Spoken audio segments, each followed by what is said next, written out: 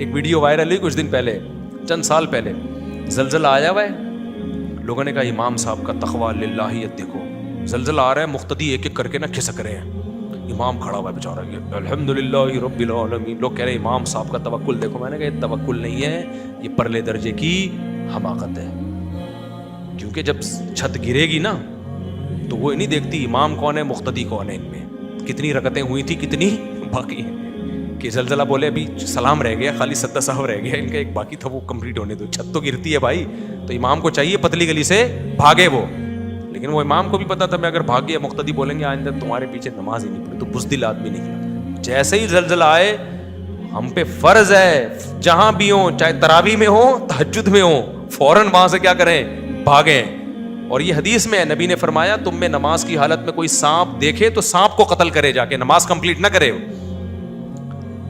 ہونا تو یہ چاہیے تھا ہمارے نبی، ہمارے جو رائے ہے اس کے مطابق ہمیں نبی یہ سمجھاتے کہ جب کوئی سانپ دیکھے تو نماز میں بالکل توجہ نہ کرو، کیونکہ تمہارا کانٹیکٹ ڈائریکٹ کس سے چل رہا ہے، اللہ سے چل رہا ہے. ایسے موقع پہ پتہ چلے گا کس کی سچی مچی کی نماز تھی، کس کی جھوٹی موٹی. سانپ تمہیں کچھ بھی نہیں کہے گا، کیونکہ جس کی اللہ پہ نظر ہوتی ہے اس کو سانپ بچھوؤں سے ڈر نہیں ہوتا.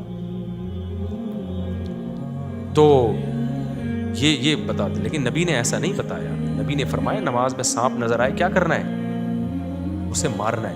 پھر اس میں فقہا کا اختلاف ہوا کہ جب ہم اسے ماریں گے تو نماز ٹوٹ جائے گی یا نہیں ٹوٹے گی. امام حنیفہ کہتے ہیں نماز ٹوٹ جائے گی، لیکن اس کو مارنا کیا ہے، واجب ہے، دوبارہ سے نماز پڑھیں. بعض فقہا کہتے ہیں کہ نہیں، کیونکہ نبی نے حکم دیا مارنے کا تو وہ آگے سے ہی کنٹینیو کر لے، ٹھیک ہے نا، لیکن مارنا پڑے گا اس کو. اگر آپ نے نماز نہیں توڑی سانپ کو دیکھ کر، اللہ پہ اعتماد کیا کہ میں اللہ سے میرا کانٹیکٹ ہے، تو بھائی سانپ کا اللہ سے کانٹیکٹ اس قسم کا نہیں ہے. وہ ایک آدمی کسی کے گھر گیا نا، کتا بہت بھونک رہا تھا، تو مہمان ڈر گیا.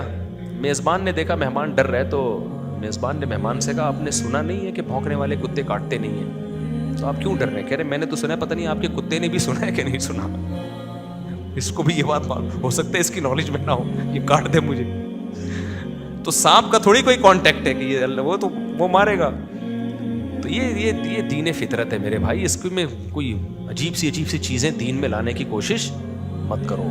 تبھی اسباب اختیار کرنے کا حکم دیا ہے ہمیں اور وسائل اختیار کرنے کا حکم دیا ہے. بات لمبی ہو گئی.